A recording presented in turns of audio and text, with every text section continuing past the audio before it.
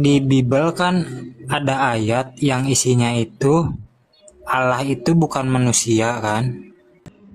Terus kenapa Kristen menyembah manusia? Menyembah Yesus. Yesus itu Allah dan manusia. Terus kenapa Tuhan kok bisa dipaksa gitu untuk dibunuh? Siapa yang maksa?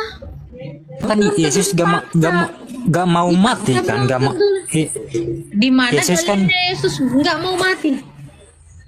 dalilnya mau mati, terus di mana? Di mana Yesus dalilnya nggak mau mati? Jawaban tuntas Agatha untuk Nandi seorang Muslim. Di Bible dikatakan Allah bukan manusia. Kenapa Kristen menyembah Yesus yang manusia? Kenapa Tuhan Yesus dipaksa untuk dibun-bun? Mari kita simak debat asik dan seru mereka berikut ini.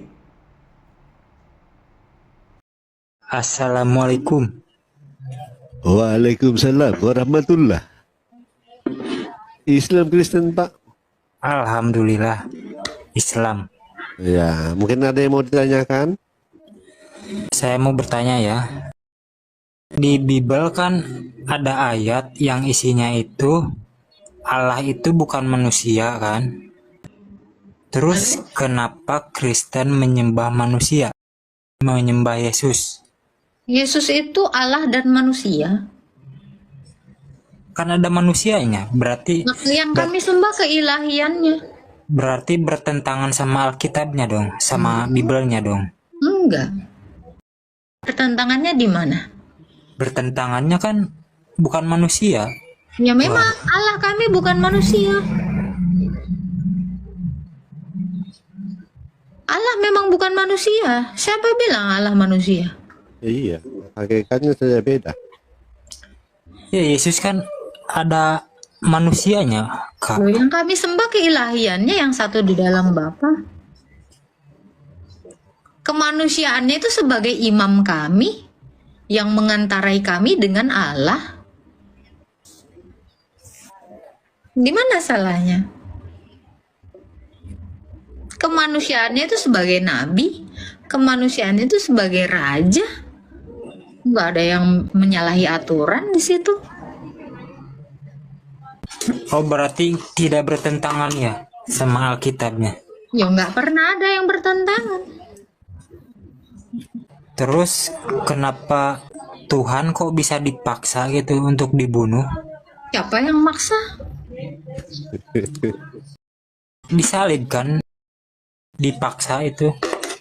Nggak ada yang maksa. Kan dibunuh. Berarti Ya dibunuh dipaksa dong. bukan dipaksa dong. Kan Yesus gak mau dibunuh. Berarti dipaksa dong. Di mana dalilnya Yesus tidak mau dibunuh? Yesus sebelumnya berdoa kepada Allah Bapa, katanya semoga saya diselamatkan. Fitnah terus. Kamu kali berdoa semoga diselamatkan. Ya Mbak. Bang, udah Ya, minum obat belum? Kita bilang GWS lah dari sekarang. GWS Bang. namanya dibunuh kan berarti dipaksa kan? Dibunuh kok dipaksa? Buka kamus Pak, buka kamus Pak. Buka kamus dulu Pak. Masa dipaksa dibunuh? Dibunuh. Ya kan Yesus gak mau mati kan? Di mana Yesus kan dalilnya Yesus nggak mau mati?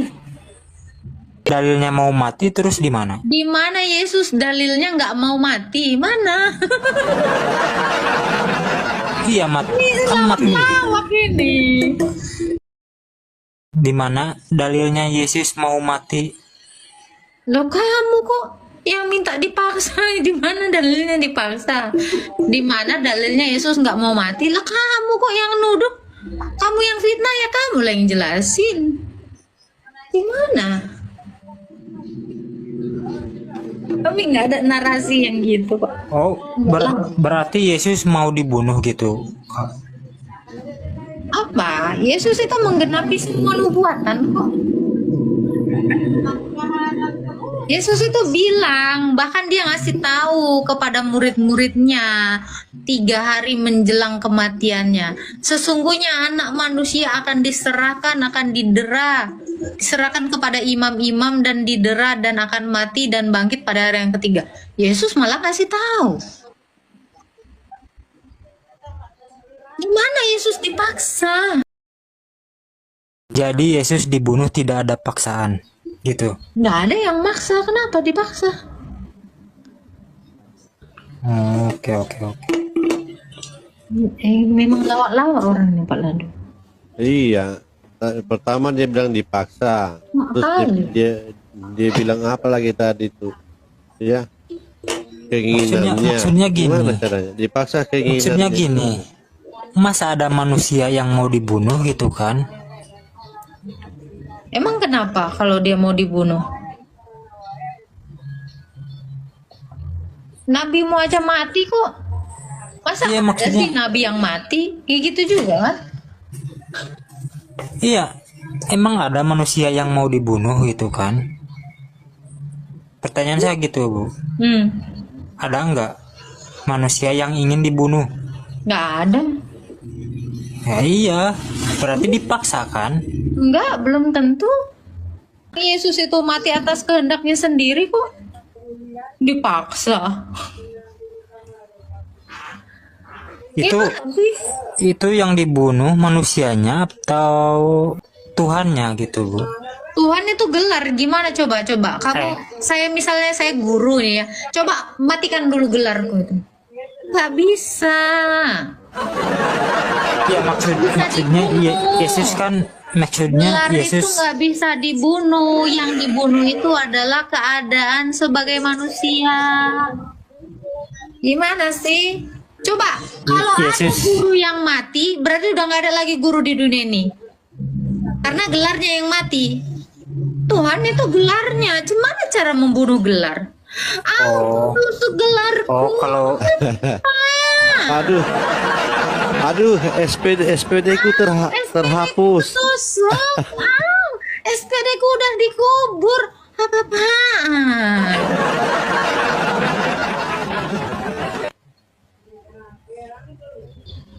itu yang dimaksud Jadi kalau Tuhannya itu misalnya- yang mananya? Misal ya Bang ya, Nabi diracun. Kenabiannya yang diracun atau badannya yang diracun? Kalau nabinya yang diracun, berarti kenapa masih sampai sekarang kalian panggil nabi? Harusnya nabinya udah mati dong, dikuburkan. Iya. Udah almarhum. Tidak ada embel-embel nabi karena kenabiannya udah. Heeh. Yang dimaksud Tuhannya itu bagaimana itu? Enggak bagaimana. Mau bagaimana? Rohnya atau gimana?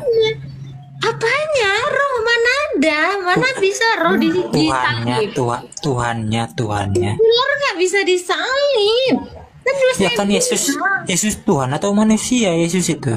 yang disalib kemanusiaannya, gelarnya tidak mati. Gimana ini kok putar-putar dari tadi? Gewek. Iya. Nggak bilang gewek sebanyak-banyak biar sembuh dia. Minum obat dulu. Obat ikan. Obat.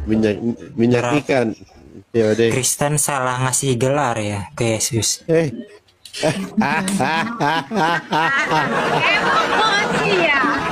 Emosi ya, astaga, janganlah emosi, kok emosian. Coba Bang, menurutmu gimana Bang, kalau Nabi diracun, kenabiannya yang diracun atau badannya yang diracun? Dia bilang katanya apa orang Kristen yang memberi gelar Tuhan. Gimana manusia bisa memberi gelar Tuhan kepada kawin bagaimana, bro? Kalau kalian begitu ya, di Islam begitu ya. Bahwa Allah kalian yang berikan gelar Tuhan kepada Allah itu kalian ya. Oke, saya kasih pertanyaan ya. Kenapa Yesus alasannya Yesus disebut Tuhan apa? Alasannya? Karena dia Tuhan, dia maha kuasa. Maha kuasanya bagaimana? Dia membangkitkan orang yang mati. Dia berkuasa di bumi dan di sorga. Dia berkuasa atas dunia orang mati, kerajaan maut. Oh, bisa membangkit orang mati ya? Bisa. Sementara kalau di Islam itu Isa juga bisa membangkitkan orang mati. Ya, Mana bisa dalilnya? dibangkitkan. Membangkitkan orang Siapa mati. namanya? Nabi Yang Isa. KW biasanya nggak tahu apa-apa nih. Siapa lah Iya. nama yang dibangkitkan si Isa itu? Ya, siapa yang dibangkitkan Isa, Pak? Coba. Nabi Isa bisa membangkitkan orang mati. Iya, siapa? Aku juga bisa membangkitkan orang mati. Orang cuma ngomong doang. Tapi siapa? Dia nggak tahu aku. Belum ada. Coba. Isa mana yang bangkitkan itu? Siapa namanya? Yesus membangkitkan siapa? Namanya siapa? Lazarus. Membangkitkan orang mati. Lazarus namanya. Lazarus. Ada dalilnya? Mau dibukain? Boleh, boleh. Oke. Terus minta dulu dong. Nanti cepat ladu enak kali dia. Iya, Kalau yang kita cari dibangkitkan memang. Isa itu. Ada nggak yang dibangkitkan Isa? Loh, kalau nggak ada itu cuman katanya. Untuk kesekian kalinya, saya harus tegas mengatakan, salut dengan Agatha of Palermo yang selalu memberikan jawaban tuntas, praktis, dan jelas kepada orang-orang Muslim yang bertanya kepadanya.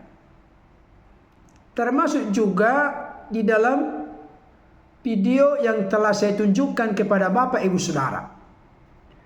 Bagaimana Agatha menyapu bersih seluruh pertanyaan yang diajukan oleh saudara kita Nandi sebagai seorang Muslim. Saudara Nandi memulai pertanyaannya dengan berkata, di Bible Allah bukan manusia. Kenapa orang-orang Kristen menyembah Yesus yang notabene realita kenyataannya adalah manusia? Bukankah hal itu kontradiksi, bertentangan dengan pernyataan tegas firman Tuhan yang berkata Allah bukan manusia? Realitanya Yesus manusia. Kalau Yesus manusia, berarti Yesus bukan Allah. Atas dasar itu Yesus tidak layak untuk disembah. Kira-kira demikian pola pikir dari saudara Nandi dan banyak sekali apologet serta polemikus di luar Kristen. Mereka mencomot ayat tetapi lepas dari konteksnya. Sekalipun tadi saya melihat kehebatan Agatha, beliau tidak mencoba untuk menggali informasi di mana tertulis yang mengatakan atau menegaskan bahwa Allah bukan manusia dari isi Alkitab. Tapi beliau tetap konsisten dengan satu sasaran dan tujuan, bahwa memang benar Allah orang Kristen bukan manusia, karena manusia memiliki fisik tubuh jasmani, sedangkan Allah orang Kristen roh adanya, tidak terlihat, terang yang tak terhampiri. Jadi ketika firman Tuhan mengatakan Allah bukan manusia, bukan berarti meniadakan keilahian, keallahan Yesus. Karena kita harus mengerti dan memahami secara jelas, tuntas dan tegas. Kolose pasal 2 ayat yang ke-9 jelas berkata, di dalam dialah, di dalam Kristus Yesuslah, berdiam secara jasmania seluruh kepenuhan keallahan. Hal itu menunjukkan Yesus yang satu pribadi itu memiliki dua natur sifat keadaan. Natur kemanusiaan yang diperoleh oleh Yesus dari rahim Bunda Maria Itu sebabnya di dalam Lukas 1 ayat 42, Yesus disebut sebagai buah rahim Maria. Dan natur keilahian sebagai firman yang kekal bersama-sama dengan Allah. Karena firman itu ada dalam diri Allah, maka firman itu pasti memiliki hakikat sebagai Allah. Ini yang harus dimengerti dan dipahami. Jadi kami orang-orang Kristen menyembah Yesus tidak fokus mengarah ke fisik tubuh jasmani kemanusiaannya, tapi keilahiannya sebagai firman yang tentu Allah Bapa di sorga bersama Roh Kudus mencipta segala sesuatu di dalam melalui oleh firman. Yohanes 1 ayat 1 sampai 3. Adapun ayat yang dikutip oleh saudara kita Nandi yang Ucilip ini, di mana beliau berkata Allah bukan manusia, itu dari Bilangan 23 ayat 19. Dikatakan begini, Allah bukanlah manusia sehingga ia berdusta, bukan anak manusia sehingga ia menyesal. Masakan ia berfirman dan tidak melakukannya, atau berbicara dan tidak mendapatinya? Ayat ini tidak sedang merujuk kepada Yesus, yang mana Yesus bukan Allah karena dia memiliki natur keadaan sebagai manusia. Bukan itu yang mau disasar. Bukan itu yang sedang dibicarakan di dalam ayat ini. Tetapi merupakan sebuah teguran dan peringatan kepada bangsa Israel saat itu. Menegaskan bahwa Allah bukan manusia, tidak berbicara tentang eksistensi Allah yang adalah roh. Bukan itu tujuannya di sini. Bukan itu maksudnya di sini. Tetapi Allah bukanlah manusia sehingga ia berdusta. Artinya manusia seringkali dilingkupi dan diwarnai oleh dusta, hidup dalam dusta. Dan Allah bukan pendusta. Allah selalu berkata benar dan berkata tepat. Kredibilitasnya sempurna adanya. Bukan anak manusia sehingga ia menyesal. Masakan ia berfirman dan tidak melakukannya, atau berbicara dan tidak menepatinya? Artinya, ketika Allah sempat berucap, berfirman, bersabda, berjanji, maka Allah bukan seperti manusia yang seringkali mengingkari janji. Allah selalu menepati janjinya. Tentu yang kami sembah adalah Yesus yang satu pribadi memiliki hakikat sebagai yang ilahi, yaitu sebagai firman. Dia pencipta segala sesuatu. Mana mungkin kami orang Kristen tidak atau kurang memuji, menyembah, meninggikan, mengagungkan, memuliakannya. Sangat patutlah, sebuah kehormatanlah ketika kami memuji, menyembah, meninggikan, memuliakan Yesus Kristus. Kemudian saudara kita Nandi ini berkata begini, kenapa Tuhan dipaksa untuk dibunuh? Saya katakan kepada kita saat ini, Yesus tidak pernah merasa dipaksa untuk berkorban. Memang itulah nubuatan para nabi, di mana digenapi di dalam pribadi Yesus. Dia mengalami kematian, dia disalibkan, dia dikuburkan, pada hari ketiga dia bangkit dari kematian. Dan itulah maksud tujuan utama Allah Bapa mengutus Yesus, firman-Nya yang telah mengenakan tubuh kemanusiaan, datang ke tengah-tengah dunia, supaya dia menjadi korban penebusan bagi banyak orang lewat kematiannya di kayu salib. Yesus menyadari tugas dan tanggung jawab itu. Sekalipun saudara kita Nandi ini tadi berkata, Yesus tidak mau dibunuh. Barangkali dia mau mengutip doa Yesus di Taman Getsemani, yang mana Yesus sampai berdoa sebanyak 3 kali. Ya Bapa, kalau boleh biarlah cawan ini berlalu daripadaku, tetapi janganlah kehendakku, melainkan kehendak-Mu lah yang terjadi. Dalam keadaannya sebagai manusia, Yesus tentu memiliki ketakutan dan beban berat dalam menghadapi salib, penderitaan yang sebenarnya tidak seharusnya dia pikul, tapi manusia yang telah jatuh ke dalam perhambaan, perbudakan dosa lah yang pantas dan layak untuk disalibkan karena keberdosaannya.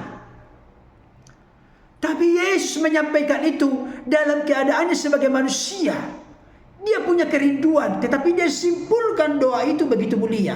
Tetapi janganlah kehendakku, melainkan kehendak-Mu lah yang terjadi.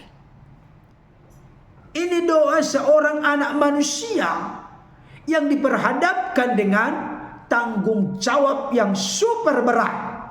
Tetapi dia tetap menyerahkan seluruhnya kepada kehendak Bapa yang terbaik dalam hidupnya.